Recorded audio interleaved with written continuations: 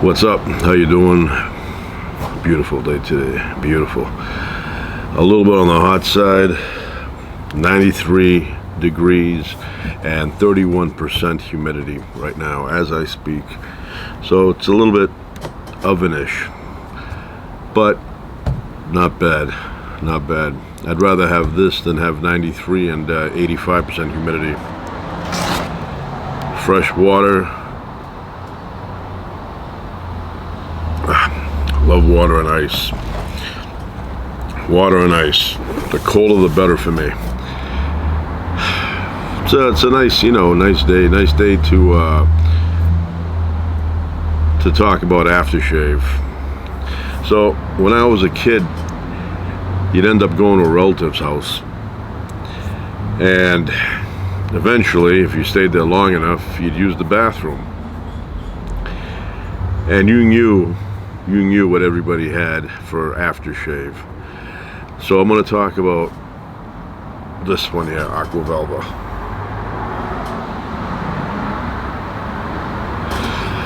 Aqua Velva. So in those days, Aqua Velva came in a glass bottle, and it had dimples.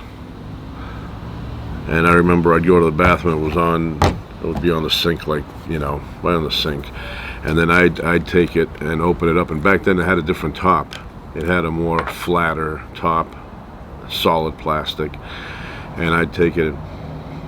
Very refreshing. I mean, I don't use this, but one of my relatives that we would visit back in the 70s, he had this. It's not bad. It's not bad. 100 years. And he always had this smell. If you'd get near him, he smelled like that. Remember the old days? They'd put it on their palms and do a few of these and then do that. And then they were fine. So my father did not use Aqua Velva. He used something called Skin Bracer by Mennen. It was green.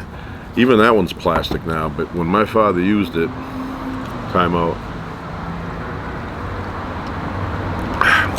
So good. When my father used it, the bottle was glass, and I think that had dimples as well. I think the dimples are there to give you a grip when it's wet. So, yeah, I was a little kid. I'd watch my father shave, and he always used hot water to rinse with. Rinse the blade off. Now, at the beginning, early on, when I was really small, he used that single blade. You twist the bottom, and then it opens up, and you put the blade inside. Well, it has a specific name. I can't think of it right now. Razor blade. And he would put a new blade in there, and then he would shave with that. Every once in a while, he'd get a gutcha, and you see a little bit of blood, coming out there. And then he'd rinse the little stubbles, and they'd disappear. And it was like, fascinating to me back then. I was like 3-4 years old. And then he'd get out the Skin Bracer, put a bunch of it in his palm, and it would be hot. And the whole bathroom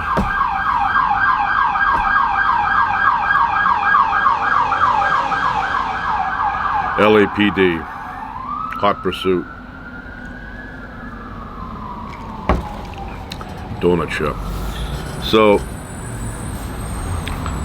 and here's the thing, my father would always leave 15-20 drops of Skin Bracer in the sink.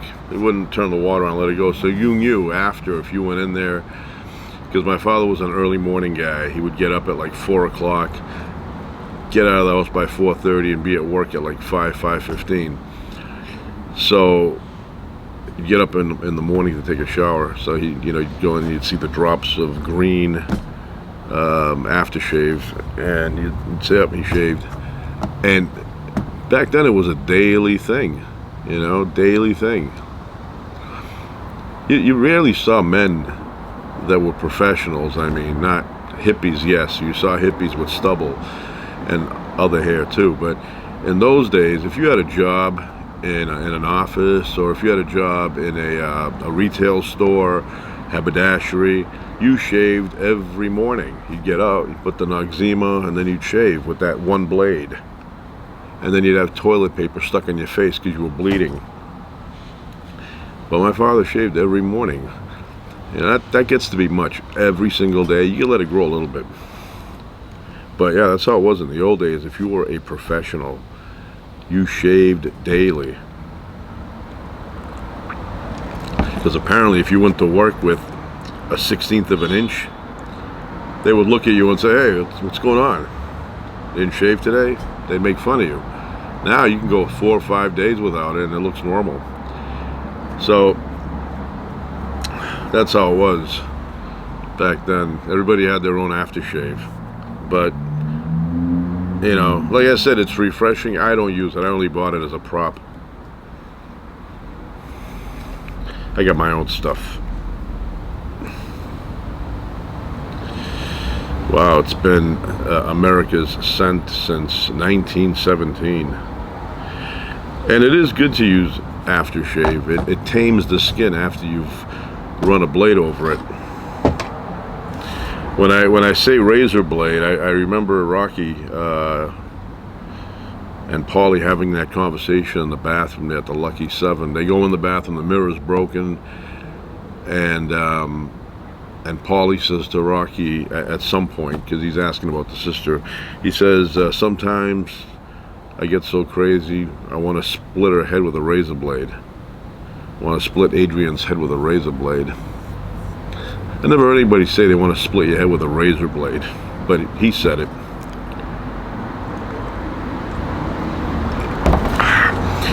So, yeah, so I grew up in a house where when you shaved and you would rinse the blade, and then my father moved on to Track 2, Gillette Track 2. And that was a big breakthrough back in the old days. You'd shave with a Track 2. Now, I think they had 5, 6, you know. You get this big thing goes across your face. But when I first started to shave, I didn't even notice it, how it happened, you know. But I would shave with the Track 2. Track 2. Now they got like 5 blades in there. 6. Get a nice close shave. But yeah, it's you know, of course you want to be able to shave, but at the same time it's a little bit of a hassle. A little bit of a hassle.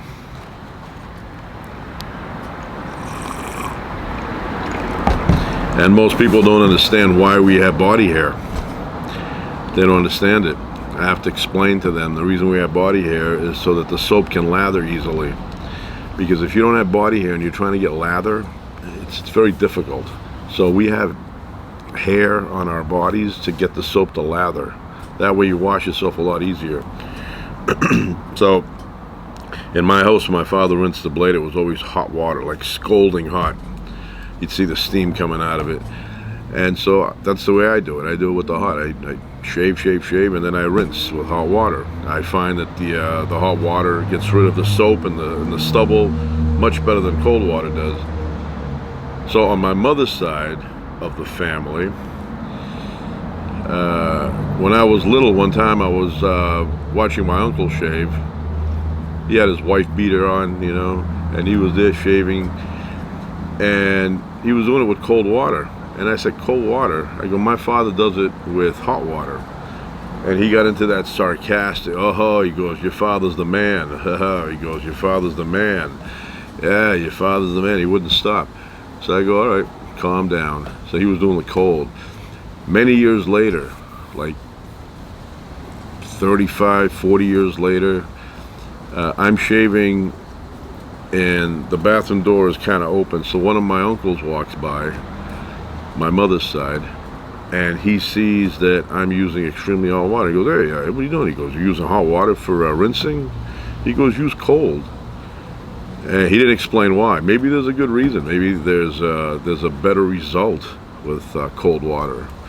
But to this day, I only use hot.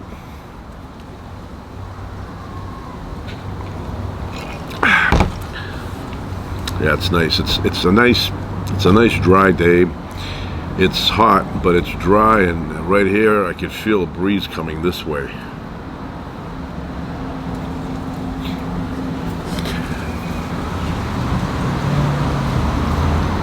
This is kind of like what they used to call the dog days of summer. Remember that movie, Dog Day Afternoon, with Al Pacino? And what was the other guy's name? The Freddy guy? Kale, I forget his name. Died a long time ago. He was in my favorite movie, Deer Hunter. He was in that movie. Good actor. Good actor. But that movie, The Deer Hunter, I love that movie. I haven't seen it now in quite a few years, so I'm due for a viewing. But yeah, love that story, love the acting, love those steel mills. There's a few movies that speak to me. That's one of them.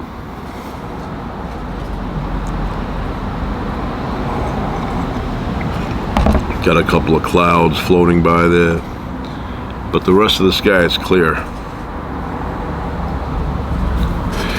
So,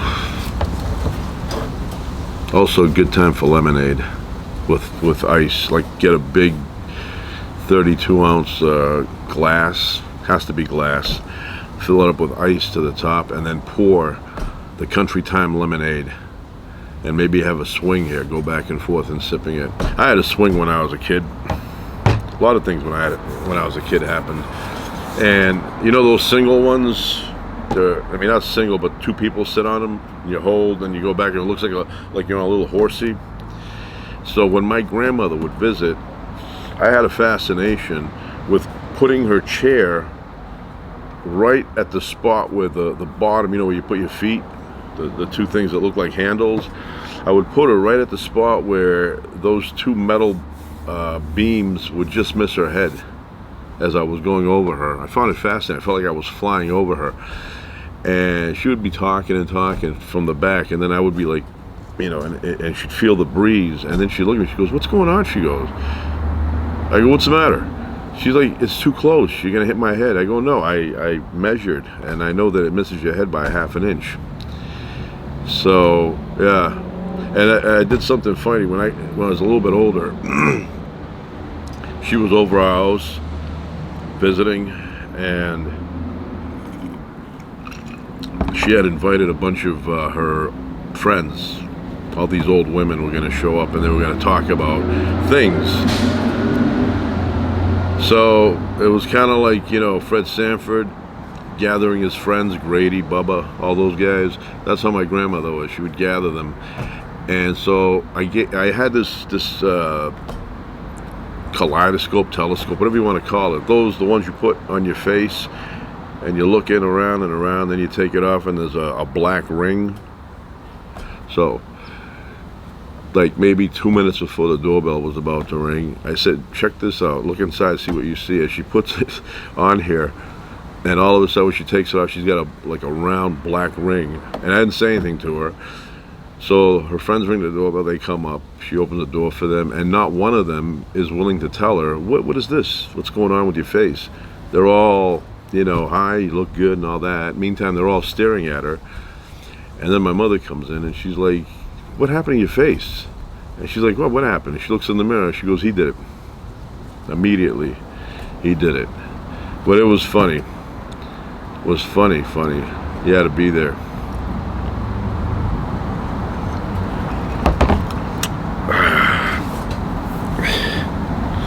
I don't see the little kittens. I don't know where they are. Usually they hear me coming on, they'll find me. Anyway, I'm about to go out now. About to go out, and then later on get a bite.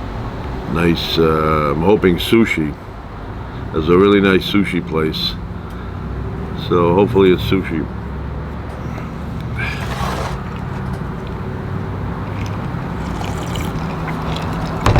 It's got a checkerboard here. Opens up. And it's a chessboard. Does both. Yeah.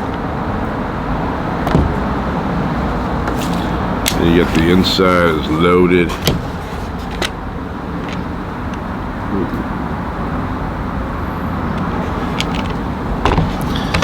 Yeah, when I was younger, I would play chess a lot. Checkers, of course. I mean, you can teach anybody how to play chess. I mean, checkers, even chess, but checkers in like 5 minutes, not even. It's like 30 seconds. I can explain to them how to play it. The directions are here. But chess is a game of strategy. And it's fun. Fun when you know how to play. If you don't know how to play, it's not fun. All right. That's it for now. Ciao.